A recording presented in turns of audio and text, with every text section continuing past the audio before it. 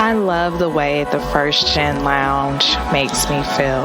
Because it creates a space where I belong. Where we're able to create community. The fact that it's a community. It's a safe place. It also gives me a place to understand different perspectives. The stories of these individuals prescribe transformational perspective. I receive encouragement, enlightenment, empowerment. And also serve as a catalyst to just keep going. Where we're able to be our true selves. I'm allowed to be an unapologetic first gen. And above all else, tell our story. And every episode is unique. I love it. I'm your host, Dr. Eve, and I'd like to welcome you to the First Gen Lounge. All right, First Gen fam, it is your favorite day of the week. It's Thursday. Y'all can get sick of me saying it, but it's cool because you already know what it is. But I am here today with the really good friend, a good brother. You'll find out why he's a good brother. Dr. Rodney D. Smith, who is a 2-time HBCU graduate and just an all-around awesome person. Dr. Smith, welcome to the First Gen Lounge. So happy to have you today. Thank you so much. I'm glad to be a part of your endeavors. I am glad. Look, I am so happy to have you. I know I told you this before, but I'm gonna tell all the people.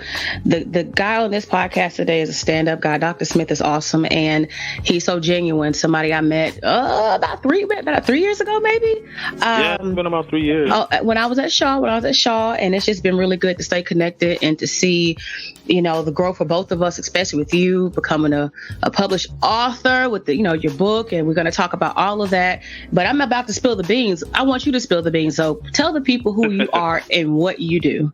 Okay, I'm Rodney Smith, and originally my family originates from South Carolina, but I was born in Philadelphia, and my dad didn't want to raise us in Philadelphia, and so he moved us back down to South Carolina, Georgetown, South Carolina to be exact. So I grew up in the low country of South Carolina on the coast, and ended up going to Morris Brown College as an undergraduate in Atlanta, Georgia. Stayed in Atlanta for close to 10 years, including the years I was in school there as an undergraduate student. And then after 9 years, close to 10 years, I left Atlanta and went to Nashville, Tennessee. I was working at Fisk University at the time in the Office of Admissions. And then I decided at that point, to go back and get a master's degree. The funny story is, or interestingly enough, my undergrad degree is in architecture, but all of my graduate degrees are in education, education administration and supervision, as well as curriculum design. Funny story is, I remember having a conversation with my dad when I was coming out of high school and asking my dad, what area do you think I should get into? And he said, son, I think you should get into education or politics. And I was like, Dad, no, neither. I'm not doing education or politics. I was like, politics? Do you think I'm corrupt? He was like, no, son, politics has become corrupt. But the true politics is to engage with fellow man, to be concerned about your community, be concerned about your family, be concerned about, your people. That's what true politics is about. So he was like, but I ignored my dad's advice and went into architecture, worked at an architecture firm in Atlanta just before the Olympics came to Atlanta. Great experience. But what I also discovered is sitting behind a drafting board or behind an AutoCAD screen, it completely bored me out of my mind. I'm a people person. I like to engage with people. So being behind a computer screen or a drafting board didn't suit my personality type. But, I often say, there's this notion that an architect is a master builder. And so the education piece comes in, and I like to believe now that as an educator, I'm a master builder of people. So I think I still use some of the foundations of architecture, if you will. Because, we understand in architecture, you have to put a foundation in first, right? Anything that you build, anything that you're going to erect as a building project, you have to put a foundation in first. And whatever that foundation is, of course, becomes what it is, the foundation upon which you will build this thing. And so it is important that we build people with good foundations first before we begin to try to create people. So I've sort of stolen some of my architecture background and now moved that over to what I do in education. So for the past 22 years, I've been working in education, higher education in particular, from student affairs to enrollment management. I started in enrollment management, in fact, to development, fundraising in universities, and then, of course, in the classroom. That's probably where I have the most fun, if you will. I always want to be in the classroom in some capacity because it helps me stay intact. I like to call it my scholar identity, and to see myself as a scholar. So being in the classroom helps me to stay in touch with that part of my identity. That's a little bit about me. So if you don't mind, I know a little bit about you having your business that you moved into full time. Is that right? Right. Congratulations. Thank you. Big move. Yeah, thank you. Yeah. So in addition to being in the higher education world, a lot of my time lately have been spent doing some consulting out in the community. I do a lot of work, particularly in and around this idea of diversity, equity, and inclusion. So I've been doing some training simply because of my background in the higher education world. Though my advanced degrees are in higher education administration, curriculum, and instruction, a lot of my personal research delved into particularly the African American community. So sort of the sociology, if you will, of education is a lot of what I think about on a personal level, and then it's sort of dovetailed into my professional world. So I was doing a lot of consulting in the community, again, in and around this idea of diversity and inclusion. I read everything that I can get my hands on with regard to the subject matter because it's near and dear and important to me. I live it, and now as a result of living it, I now also get a chance to try to help others wrap their mind around this idea of diversity, equity, inclusion. I teach courses at the university. In fact, this semester I'm teaching a course called Racial and Ethnic Diversity and Cultural Understanding at the University of Missouri, Kansas City, graduate level course. And I've been teaching that course for the past, 5 years.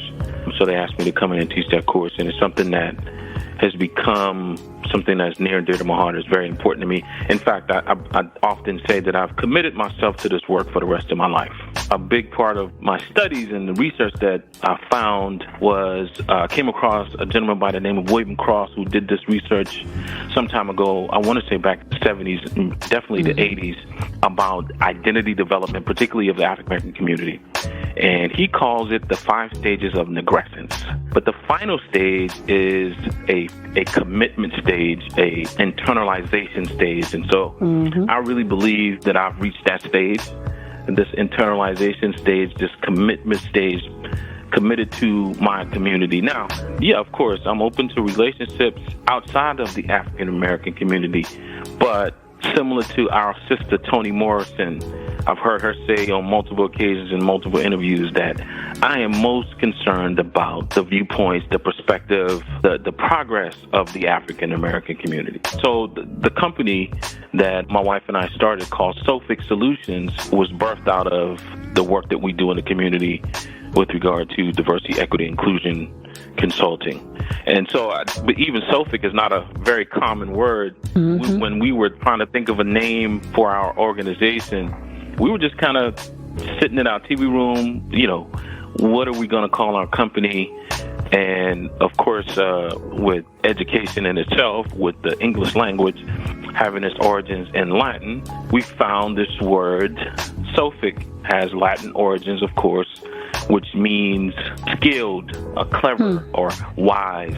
And so that's the word that we settled on. So because it meant wise solutions, wise advice, wise consultation to individuals. So the name Sophic Solutions emerged as our company's name. And so I've been working on this full time for the past 3 months. But we've been doing part-time work really since 2007. The company was birthed back when we were living in Nashville. We both were in graduate school. In fact, my wife was at the University of Tennessee and the College of Social Work, and I was at Tennessee State University and the School of Education. So we were doing this work for the community. So that's what I'm working on right now. In addition to, I'm a writer. Of course, you mentioned that I published my first book about 2 years ago. About the title of it is Are We Really Crabs in a Barrel? The subtitle is The Truth and Other Insights About the African American Community. So, having grown up on the coast of Carolina, I had an opportunity to have some experience dealing with crabs. I'm talking about the marine life form. I'm talking about the crabs that we eat on our dinner tables. Oh yeah. Because I think there's a comparison. I'm sure. I'm going on a limb. I'm sure that you've heard it in the African American community. We sometimes say, "Oh, we're just crabs in a barrel. We're pulling each other down. We're in this barrel. We're pulling each other down. One crab is attempting to escape the barrel, and another crab will clamp onto that crab and pull him back down into the barrel." And I always took issue with that analogy, even from a small kid, because I remember seeing those crabs going from that barrel to a boiling pot of water. Right? So the barrel, from the barrel to the boiling pot of water, all of it represented certain death. So the question that we never ask when we make that analogy or that comparison is, how did the crabs get in the barrel? Crabs don't live in barrels, right? Because I know, I'm not a marine biologist, but I know I did a little studying of crabs because I've been troubled by this analogy in my entire life. So I know crabs in their natural environment, they clamp onto each other for protection. They clamp onto each other to catch food. They clamp onto each other to withstand the current in the ocean.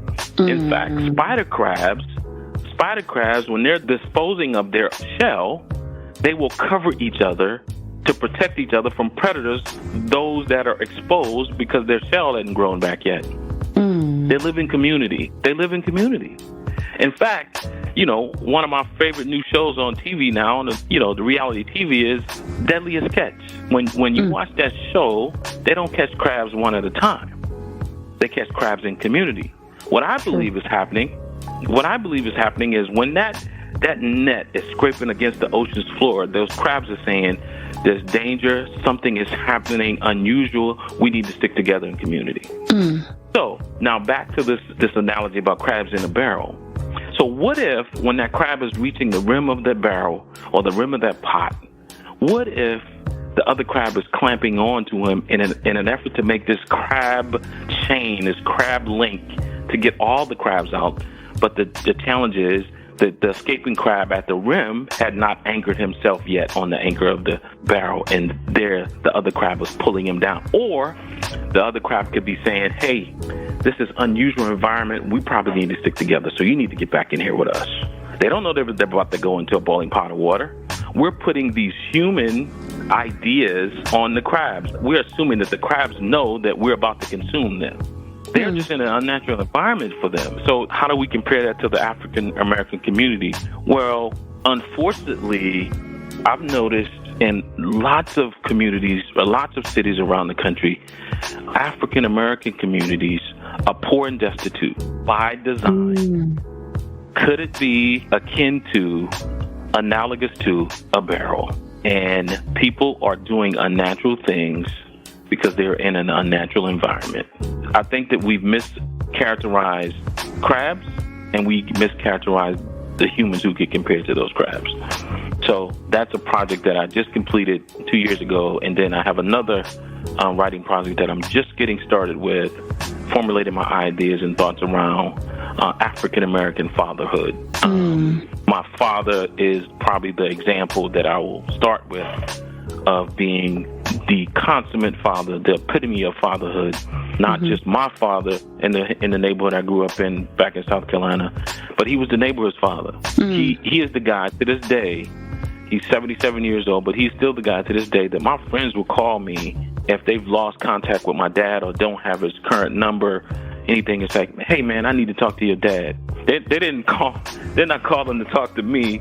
They're calling to get my dad's number so they can talk to my dad, because he's just been that kind of a father for our community in particular. In fact, when my female relatives, when their fathers are not available or around, my dad is the one who's walking everyone down the aisle when they get married. Oh, wow. Yeah, he was the guy that the whole neighborhood piled into the car when we were kids to go to Pop Warner football and to Little League baseball. And he was never a coach, but he always volunteered and got a volunteer coaches award at the end of the year. Oh, wow. And I believe that is indicative of a lot of African American fathers in this country. There's tons of research that supports this. In fact, I put some of that in the book, Are We Really Crabs in a Barrel? And so I thought maybe in my next writing project, I will expand upon that particular section of the book and talk about Black fatherhood. So that's what I'm working on right now. Well, you are busy. You are really busy. And that's not a bad thing, because you are, like you said, you are an architect by design as well. And so the fact that you want to constantly build and improve, and you have this vision, I think to be an architect, you have to have a vision. You have to be a visionary. So I love that you're moving in your space. And even so, that as now a full-time entrepreneur, you have the space, the creative space to do all the things that you know that you're here to do. I'm really loving that. You said a lot of things, and I want to tap into a few of those things. You talked about your business being Sophic, and a part of Sophic being wise. I want to touch on wisdom a little bit. Imagine, going back to when you first graduated from college, fresh out of Morris Brown, HBCU graduate in Atlanta. You're in Atlanta. Come on now. Right. What do you wish someone would have told you about all the years ahead of you? What do you wish somebody would have told you about life? That you don't have to have it all figured out right now. That, a lot of times before we get started on projects, we think that we have to have it figured out before we get started on it. I mean, I have an appreciation for having the end in mind when you start a project, yes. But you don't have to have it all figured out. Even going to college, having to have declared a major. A lot of times we feel like we have to declare a major when we hit the door, when we hit the steps of our colleges and universities. I'm starting to believe, as in higher education professional for the past 22 years, I realize now that is not exactly true. Because college is the place in American society, among other institutions. So there's no real demarcation in America from childhood to adulthood.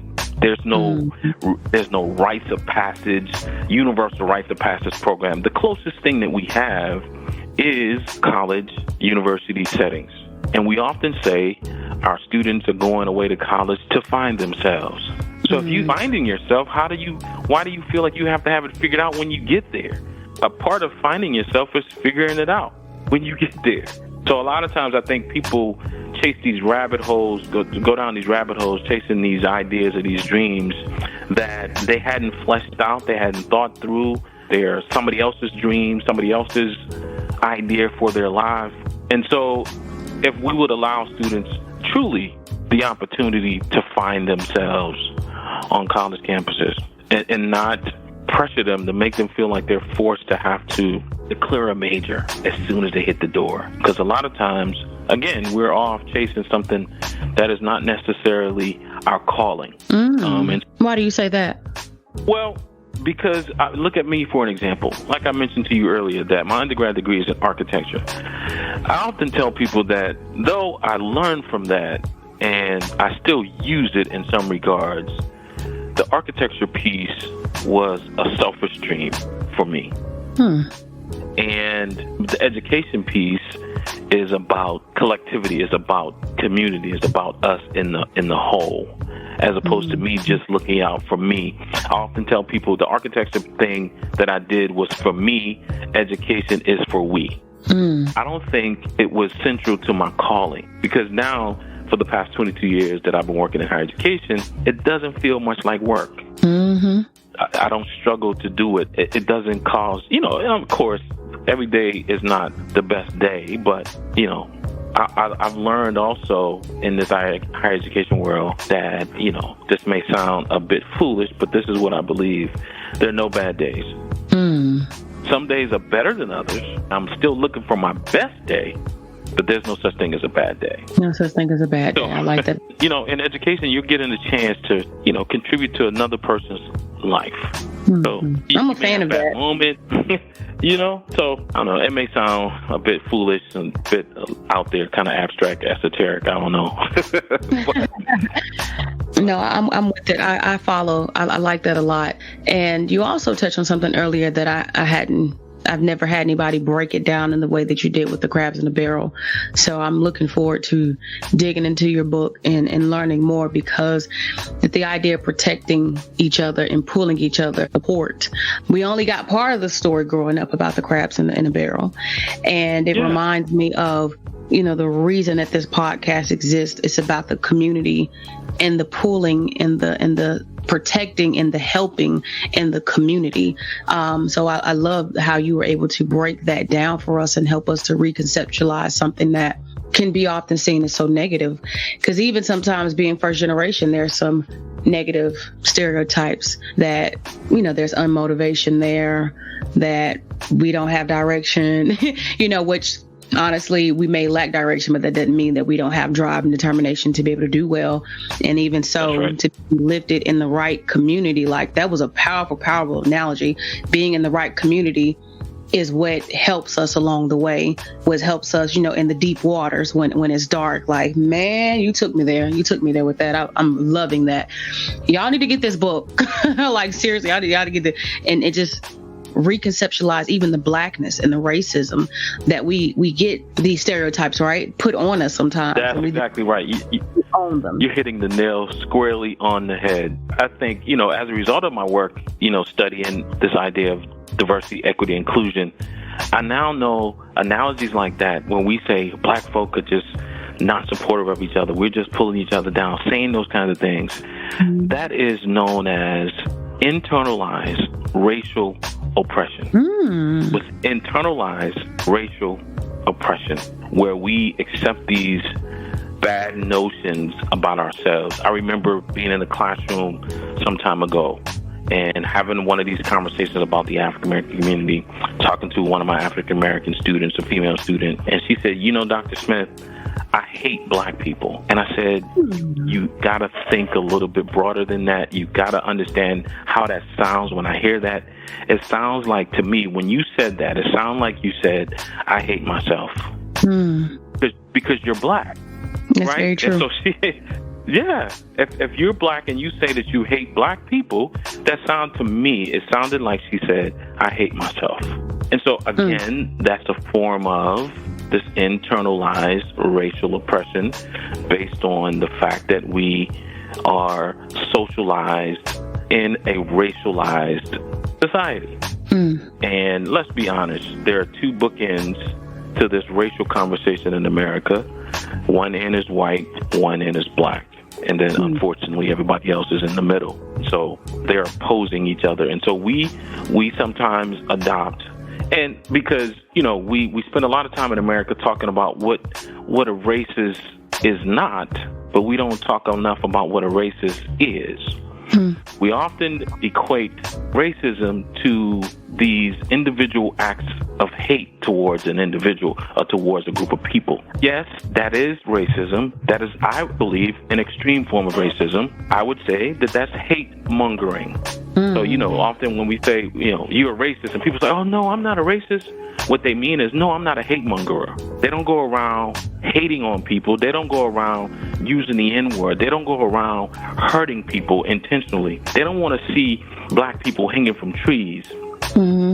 But yet and still, we had multiple research projects that showed that people make decisions based on race. There's a famous research project that was out a few years ago. I think it was 2004, 2005. And they had these resumes. And they sent them out, they're generic resumes, all the same qualification. They sent them out to potential jobs or companies that would be hiring people.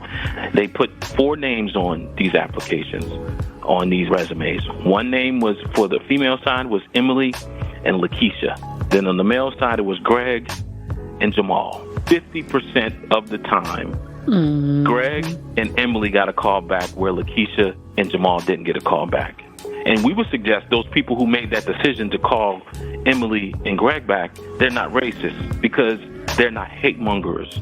They're not trying to hurt anybody. They don't want to see people hanging from trees. They don't go into churches and shoot people, gun people down. But they still made decisions because there were black sounding names versus white sounding names. So what is it then if it's not racism? So we've done a poor job of evaluating ourselves in this notion of racism in America. So we believe that the country is made up of two groups of people, those who are racist and those who are not. I think that is an error. That this idea of racism happens, we have moments of growth, then we have moments of setback. We have moments of acceptance, we have moments of denial. It's not a linear concept with an either or. You know, Dr. Robin DiAngelo would say this good bad binary. We have to get out of this good bad binary, because if somebody says that I'm a racist, they're saying that I'm a bad person. No, you're not a bad person, but you've been socialized in a racialized society. So we have to start thinking about that differently. You know, where I'm walking down the street in Nashville, my wife and I just had a nice evening dinner, and I'm walking toward my car, and I see this young brother in a hoodie walking toward us, and I tense up thinking that he's about to assault us in some way. You know, I put my keys through my knuckles. I'm bracing for the altercation. He pops his head up in the hoodie. "Good evening, ma'am, sir. Unusually cold weather we have, isn't it?" Right? So why did I think that this young brother, young plus black plus male equals criminal? Why did I think that? I'm a black man because I've been socialized in a racialized society. We see it on the media. I'm not exempt from that. No one is exempt from that. And so we buy into these notions, these stereotypes, like you said earlier. We buy into these stereotypes about ourselves. Therein lies the internalized racial oppression. Or that young lady that I had in my classroom to say, you know, Dr. Smith, I hate black people. Or we say, black people just don't support each other. We're just crabs in a barrel pulling each other down.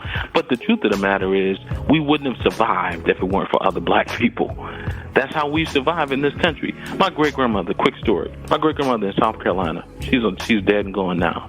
But when I was a kid, she used to always keep a cooked pot of rice on the back of the stove. I was like, "Grandma, why do you always have a cooked pot of rice on the back of the stove?" She said, "In case somebody comes by who's hungry." Because that's how we were able to survive. I'm not saying anything that you don't know. Because that's how we've been able to survive in America, is through community. We are a very communal people. And so I really take issue when we say that we're not, because we've been able to. I come from two historically black colleges. Some of the greatest minds, some of the greatest Americans, I believe, arguably, the greatest American that the country ever created, that ever produced, came from a historically black college, Dr. Martin Luther King. There are people that would argue with me about that, but I would debate them that say that this man, so who else would be the greatest American this country ever produced other than him? You go to Washington, D.C., and there are monuments all over the city, that most of them are dedicated to the country's founding fathers. And then this little preacher from Alabama. He wasn't a president. He wasn't a senator. He wasn't. That's the indication how great the man was. Absolutely. And he came. Yeah, but anyway, I know I'm rambling. No, you're passionate. That's what I say. And it's interesting how you make the connections to things. And again, it's your work is your work. So even how you go back to one of the greatest figures to have ever walked this earth, you definitely, he's definitely somebody who's all about diversity and inclusion and equity and those things for which you stand as well. So it only everything aligns, that just makes sense. And like I said, we're an HBCU graduate. Yeah. Hey, I'm an HBCU graduate, so I love it. I absolutely love it. I'm curious to know, as you are a first generation college graduate, you are an author, you are a father, you are a doctor, you are a higher education professional, you are many things, entrepreneur. What are 3 things that you believe has helped you, especially as a first generation college graduate, to be successful? Oh, 3 things. Wow. Yeah, that's a good question. I think overarchingly, the number one thing I think, as I'm sitting here just kind of thinking off the top of my head, is believing in yourself. But that happens, I think it happens a couple of ways. But most of the time, it happens through in some regards, a vicarious experience, or through somebody saying it to you, believing in you before you started believing in yourself. What I mean by that, okay, I played football in high school, and I was a quarterback. And I remember my first year playing junior varsity football. I was in the 8th grade, and I was the 3rd string quarterback on the offensive side, but I was 1st string on defense. I was a defensive back. And so I played all the time in the game, and then we were beating this team really good, and the offense was on the field. My coach looked at me and said, "Get in the game, Smitty." And I said, "Coach, offense is on the field. I play defense." "Yeah, I know I'm a 3rd string quarterback." He said, "Get in the game and play the position that you practice." And I said, I'm shaking in my boots. And he grabbed me. He said, "You practice, don't you?" I said, "Yes, sir." He said, "Well, get in the game and execute." So he was believing in me that I can do this thing. I wasn't believing in myself. He was believing in that I can do it, but I was scared, shaking in my cleats, that I couldn't do it. And the point I'm making is, 2 years later, I was the starting quarterback at my high school and on varsity team. I went to a pretty big high school in South Carolina, 4A high school, 2,000 students. I'm 5'8", 150 pounds, soaking wet with bricks in my pocket. But Coach believed in me. And so it caused me to start believing in myself. After you go in there and you start executing what you practice, it starts working for you. You call a play and the play works. You're like, whoa, I can do this. So what I've learned about success, you have to have someone, I call it an academic term, controlled motivation. Controlled motivation means someone else is motivating you until it transfers to intrinsic motivation. That's what happens to most of us. Somewhere along the line, controlled motivation. I used to run a youth development program. I can hear some of the young men saying, I asked them the question, "Who made you come to these sessions that we have?" It's like, "My mama made me come." But before long, I wanted to come because you see what I'm saying? The transfer took place along the way where somebody's making you do it, and then sooner or later you make yourself do it. So it goes from a controlled motivation to an intrinsic motivation. Those are some of the keys to success. In other words, you got to have people concerned about you. You got to have caring adults around you who believe in you, who mentor you, who bring you along. And you cannot forget to do the same thing. When you get in these positions of influence and positions of power, you cannot forget to do the same. Because, again, we survived that way, particularly the African American community. Historically Black College is based on that premise, I believe, of this controlled motivation until it becomes an intrinsic motivation. You had those teachers that just was not having it. They were like, "Look, you're gonna do what I ask you to do. You're gonna do what I tell you to do," and you did it. And that's why we have that kind of love and respect for our teachers, particularly in the African American community. Absolutely. Because they take on these mother and father like roles. Yeah, they sure do. So those are some of the. I don't know if that was 3, but those are some of the. They weaved in there. They weaved in there. They weaved in there. Well, look, we have gotten to a point where we are, going to wrap up for sure.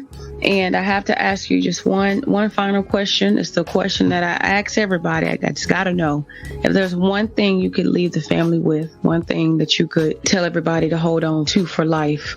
What would that one thing be? Yeah, I think I've been saying it all along. In my studying, I've come across a couple of words that are very impactful to me. And one of the words that I'm going to share with you right now is a South African word. It is Ubuntu. And if I remember correctly, the spelling is UBUNTU, which my understanding of the translation of this South African word is I am because we are. That's my understanding of what that word means. I believe I've learned that it's a Zulu word. There are a couple other Zulu words that really resonates with me, but that's one of them that really resonates with me. That I am because we are. A lot of times we hear people say, "Oh, this gentleman and this lady is a self-made person, a self-made man, self-made woman." That's impossible. That's an oxymoron. That cannot happen. People need people. Don't ever forget that. And, sometimes we get tunnel visioned into believing that I got to do for me. But we won't get anywhere if we don't do for we. We have to do for each other. I believe that. I will go to my grave with that idea that community is the most important thing. If I get there and I don't bring if I get there and I don't bring anybody else along, then what's the use of me getting there? There is none. There is none. There is no use. There is no use. Who you gonna share it with? I mean, who you're gonna want to share this with somebody. So you gotta have family. You gotta lift. You gotta lift as you climb. And I know the bros who are listening, that would resonate with them. Brothers of Omega Psi Phi Fraternity Incorporated. But would? I was going to actually tell them why you are, a good brother, but since you told them, there it is. Now they know. Yeah, we can't forget about those who are coming behind us. That's never my final thought. Never. Well, you have been an absolute joy to have, and your wisdom, your knowledge, Mike, you drop bombs. You really do. And, I love your love for us as Black people, to push us forward. Even for you to be a 2-time HBCU graduate, not are you saying you love us, but even in your youth, to practice that and to recognize it as you, continue to grow, and just really to be in the embodiment of what it is to be a Black man, to be a proud Black person, somebody pushing the culture forward, but not just that, getting other people to have an appreciation for it, or at least to be open to what it is that is in the world that we have to live in. Not that you force anything down anybody's throat, but just to truly have an appreciation for it. And if not an appreciation, at the very least a respect. I can definitely dig that. So if you can tell us really quickly where on the internet we can find you so we can keep connecting to you, that would be awesome. That was well said, sister. Oh, by the way, that was well said. Yes. Thank you. Like, I'm over here. I'm a processor, so I'm like, man, it's heavy. It's heavy. I do love us. So individual can find me. My website is sophicsolutionsgroup.com, and Sophic is spelled SOPHIC. Solutionsgroup.com, and you'll find us there. And then my book, Are We Really Crabs in a Barrel, is on Amazon. You can find it, and so you can find a paperback, or you can find the Kindle version on Amazon as well. And then I'm on all of the social medias, which I'm always challenged to tell you my handles on social media.